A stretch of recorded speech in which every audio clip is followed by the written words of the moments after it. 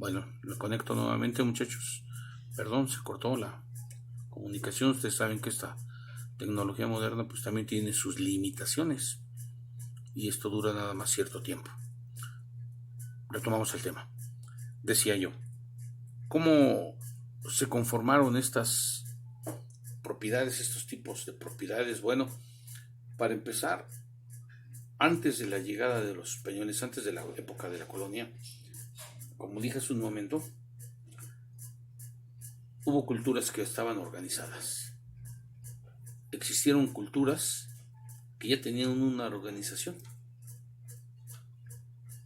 Y cuando el hombre se convirtió en sedentario, entonces se quedó con esa propiedad y la trabajó.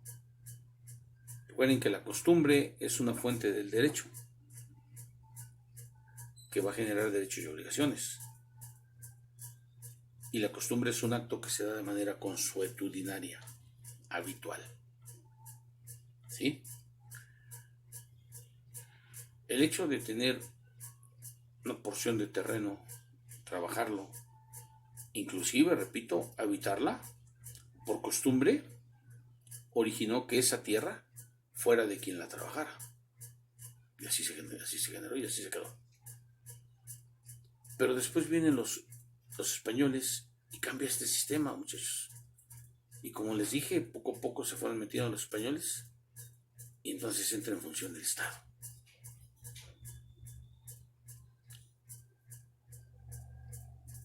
Y el Estado es el que lleva a cabo la tutela y la potestad de los terrenos.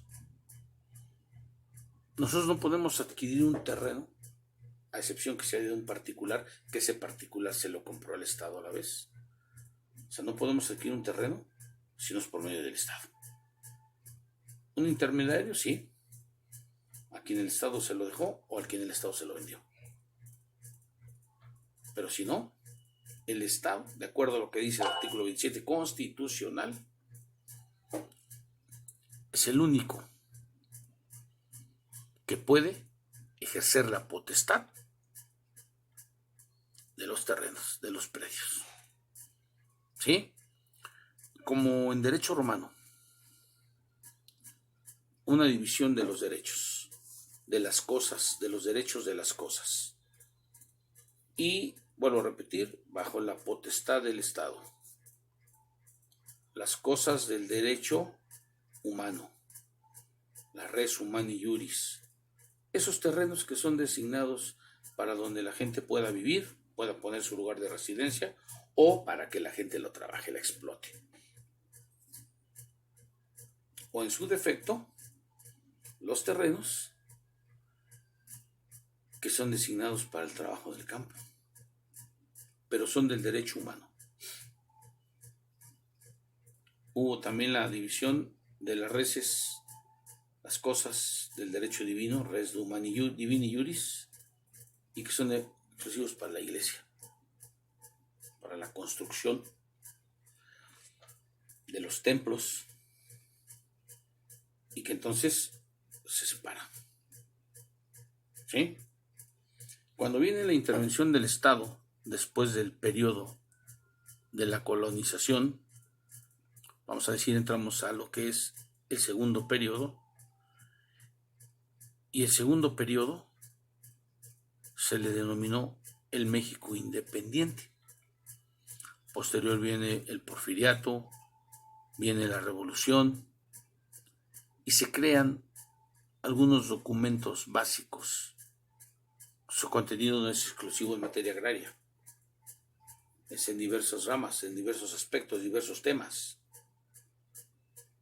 El denominado Plan de San Luis y el denominado Plan de Ayala. ¿Sí? Como el nombre lo dice, fue algo que se planeó, que se discutió, se debatió.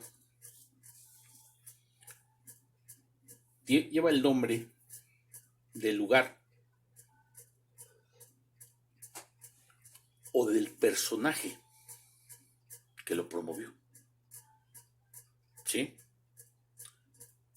Y su contenido, como dije hace un momento, entre otras cosas, estaba la repartición de la tierra. Este tema, muchachos, la repartición de la tierra ha sido un punto fundamental en la historia del ser humano, desde que se descubrió la agricultura. Sí, es fundamental. Nosotros los seres humanos tenemos que comer, tenemos que percibir alimentos. Y estos se generan de dos formas: por medio de la explotación del campo o por medio de la ganadería. No hay otra forma más. Y si la hay, pues alguien que me diga. Y para ello, dije explotación del campo en relación a siembra y cosecha. Pero también la ganadería requiere del campo, muchachos. Los animales para consumo humano requieren, tienen que comer. Y eso lo encuentran en el campo. Tienen que tomar agua, eso lo encuentran en el campo. ¿Sí? Son cuestiones, no voy a decir que lógicas o básicas, pero sí elementales. Y para que incluso un ganadero pueda hacer uso de sus animales, explotar su ganadería, necesita un territorio. No es campesino porque no trabaja el campo. Es otro tipo de forma de designarle, ¿no? Ganadero. Pero la ganadería depende y requiere también, vuelvo a repetir, el campo.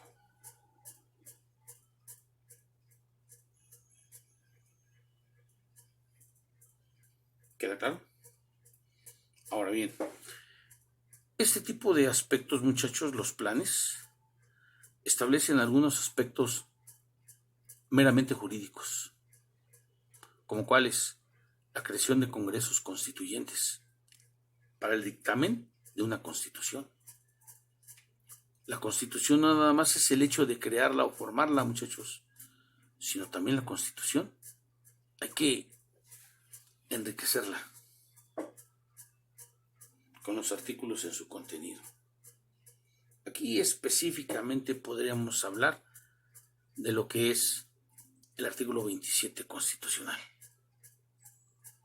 ¿Sí? Pero también existe un decreto del 6 de enero de 1915.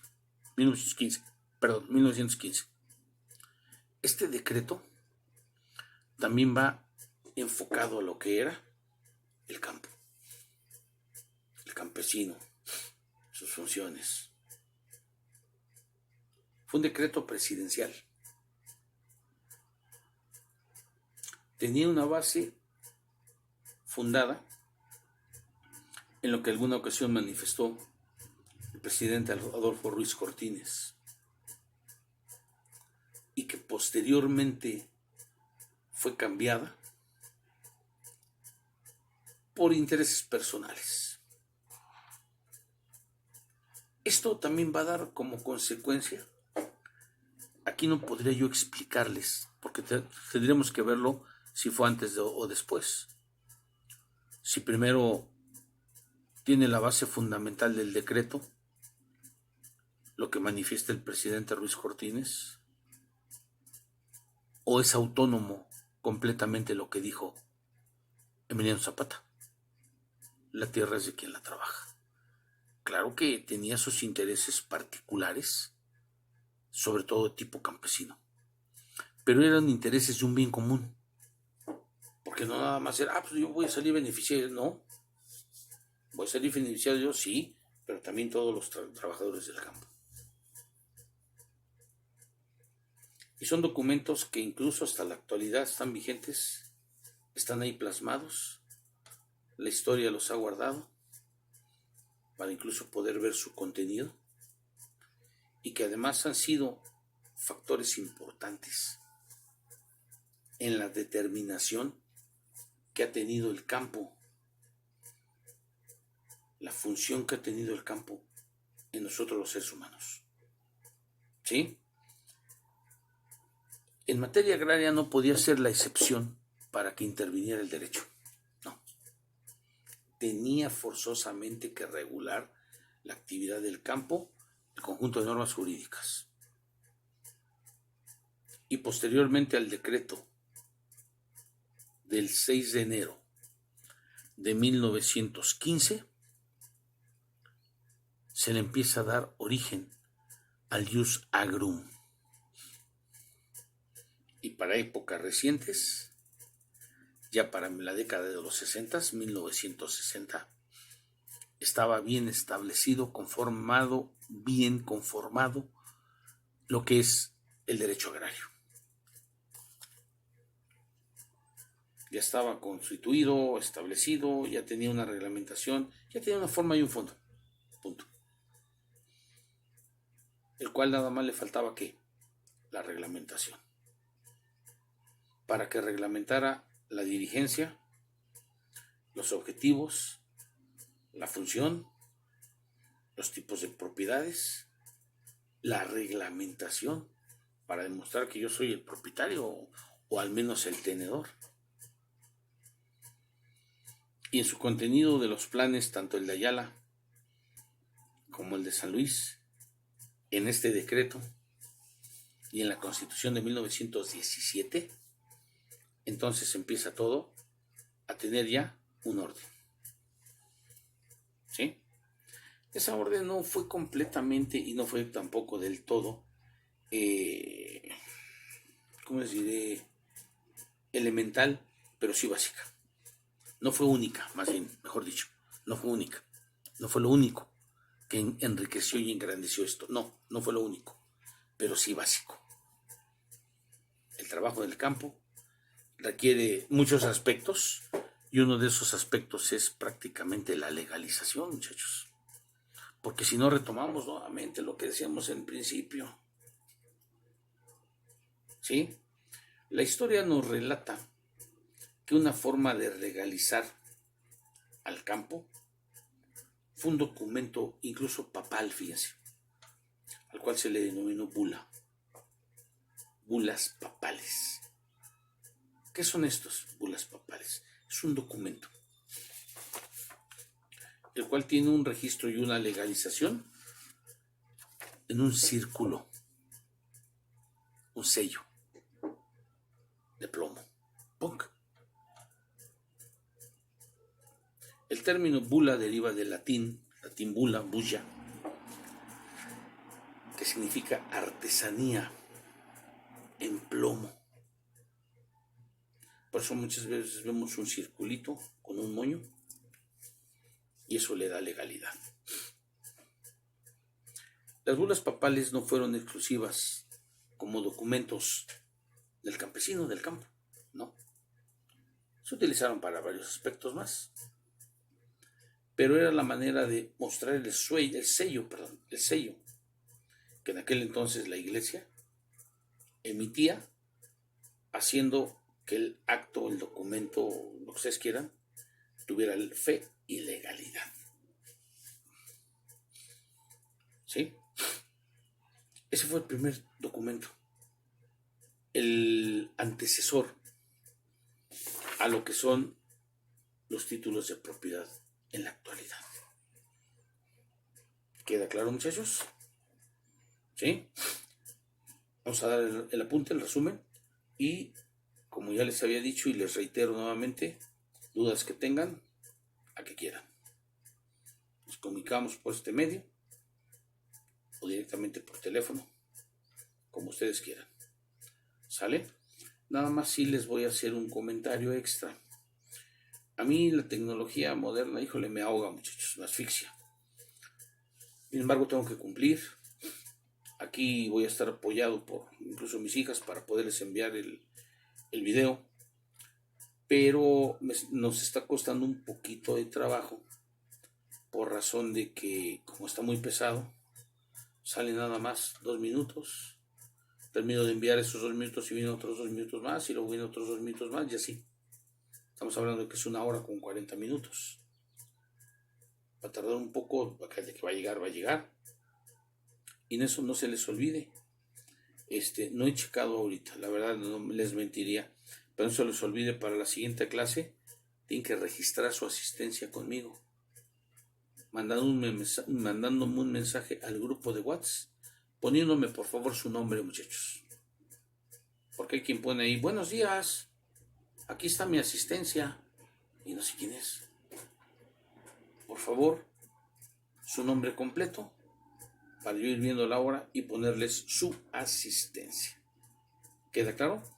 De momento vamos a continuar igual. Voy a tratar de ir viendo si por medio de una cuenta de Facebook o de Instagram me puedo comunicar con ustedes de manera directa, porque sí está costando un poquito de trabajo el enviarles el video. ¿Sale, muchachos? Bueno, vamos a dar el apunte. Vamos a poner como título: Importancia del derecho agrario antes y después de la colonia.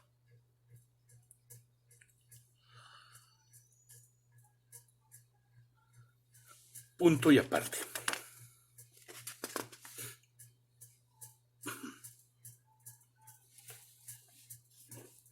La trascendencia del derecho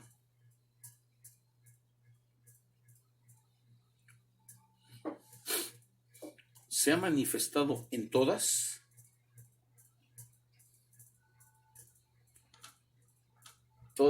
y cada una de sus ramas.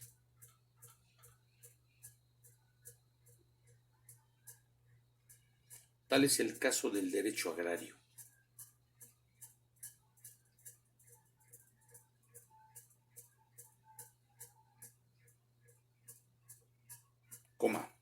Históricamente,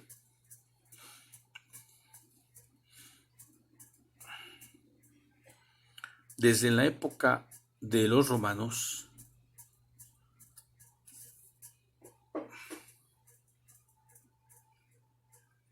en materia agraria,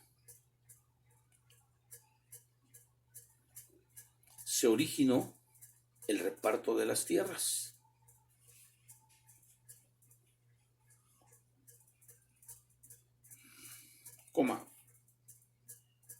Esto se plasmó en el documento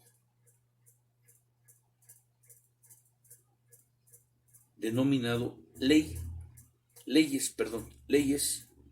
líncicas sextas. Leyes líncicas sextas, las cuales fueron creadas por los hermanos Graco, Tiberio y Cayo.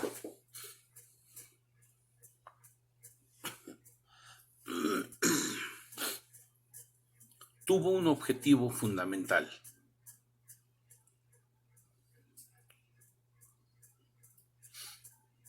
el reparto de las tierras.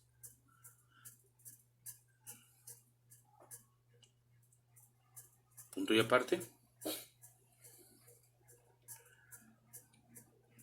Las leyes líncicas sextas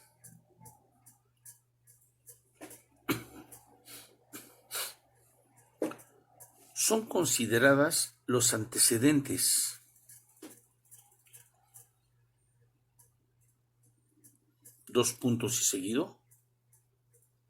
del Plan de Ayala en México,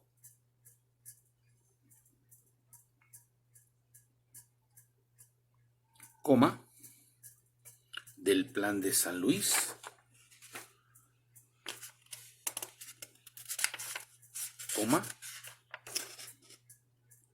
del decreto de 6 de enero de 1915,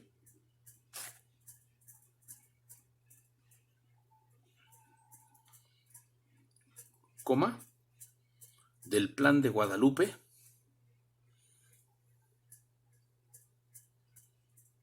y de la misma Constitución de 1917.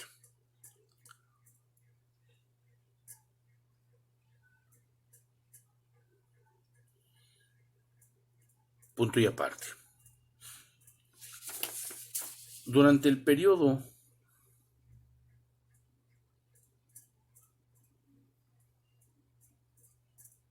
precortesiano,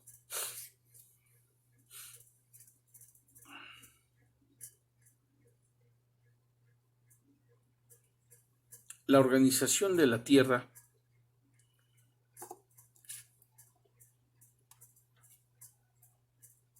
fue de una forma denominada individual y autónoma.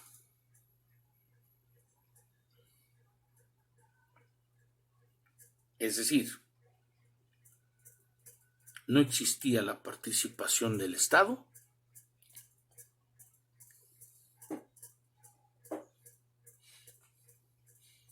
y cada individuo, de manera personal,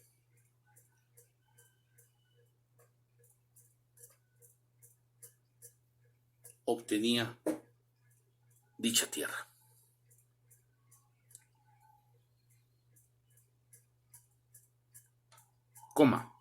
Posteriormente,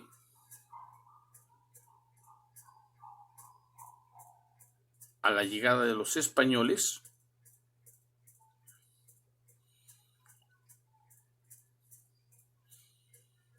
lo primero que se reglamentó fueron los tipos de propiedades.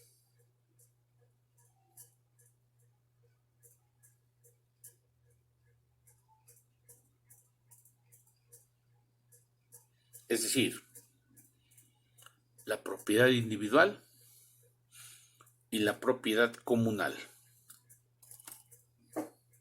Punto y aparte.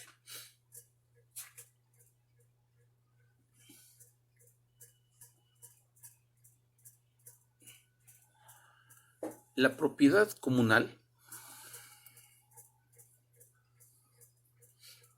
como su nombre lo indica,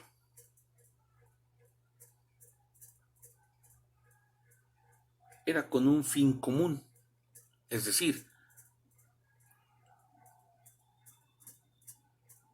para toda la población.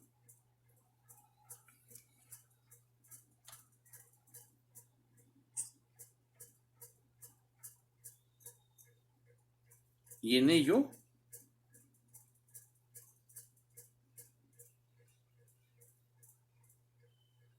aparece la denominada propiedad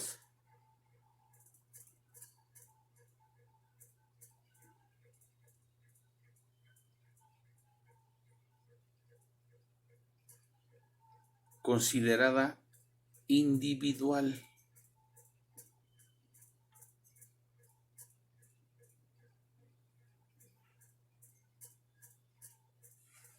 La cual su trascendencia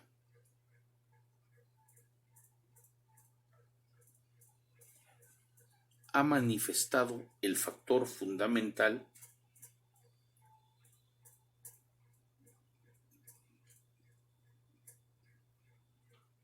denominado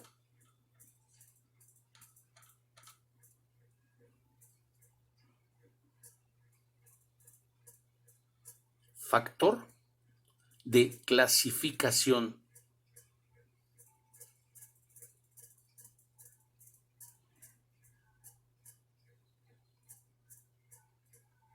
Lo que significa lo siguiente.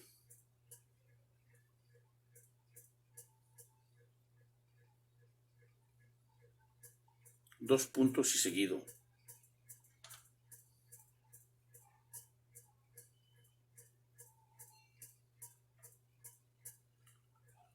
La individualidad comunal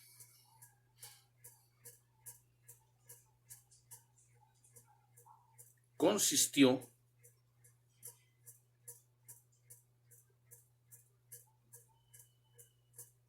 en que los comuneros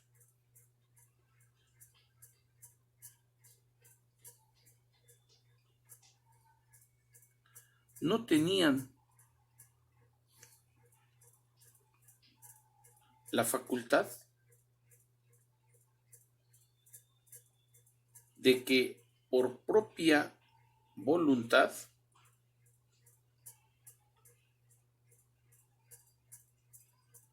y por sus propias condiciones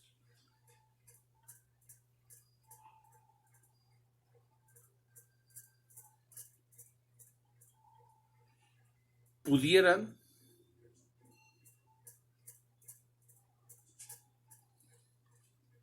llevar a cabo la explotación del campo.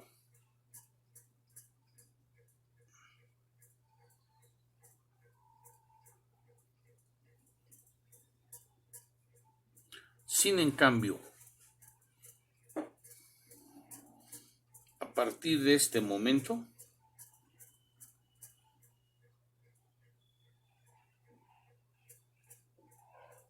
es decir, a partir de la división territorial,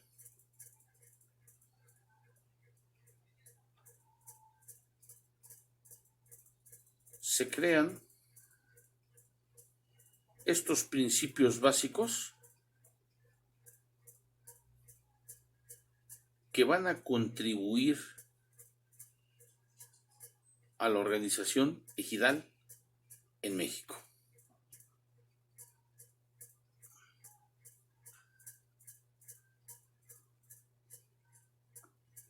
Punto y aparte.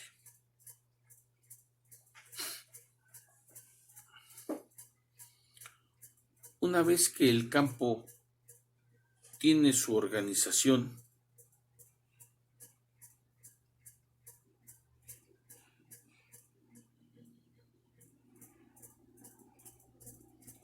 en el México dependiente,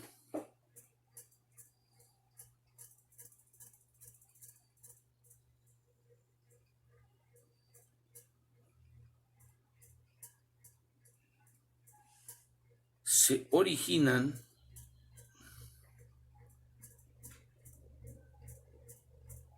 aspectos fundamentales y trascendentales,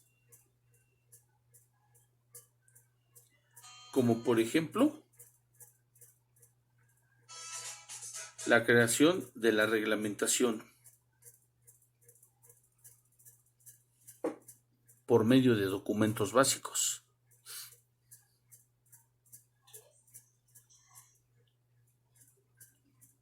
como los títulos de propiedad,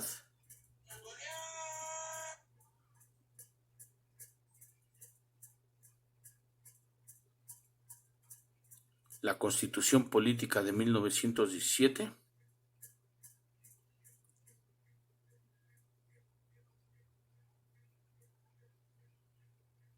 y algunos otros documentos denominados número 1, el Plan de San Luis,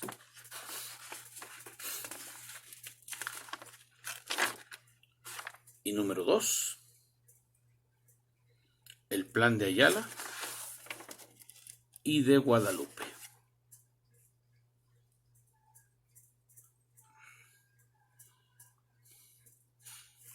Punto y aparte.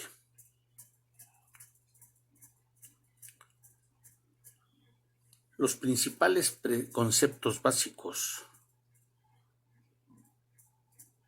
del derecho agrario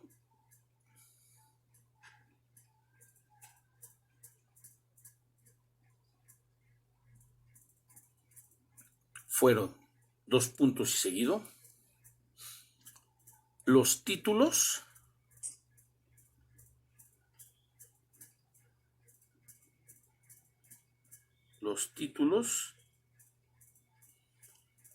que originaron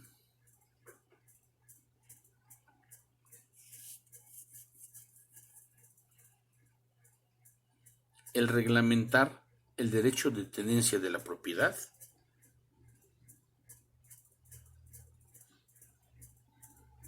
y sobre todo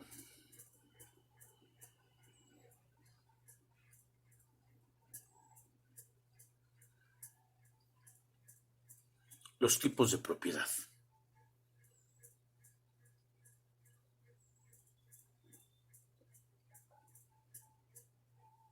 los cuales se dividieron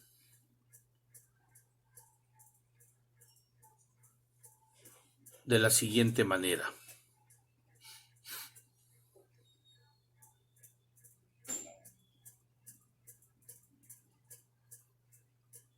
Inciso A.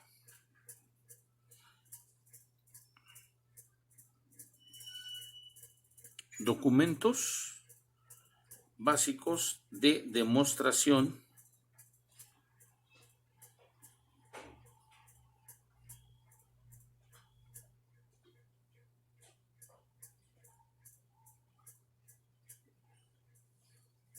ya sea de propiedad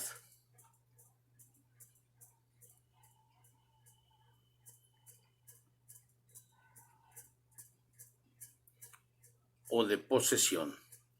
Entre paréntesis ahí le ponemos, muchachos, tenencia de la tierra.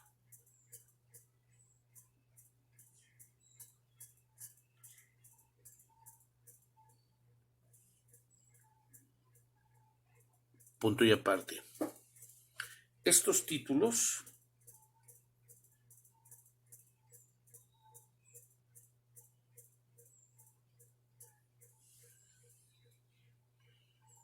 fueron catalogados en alguno de los dos siguientes órdenes.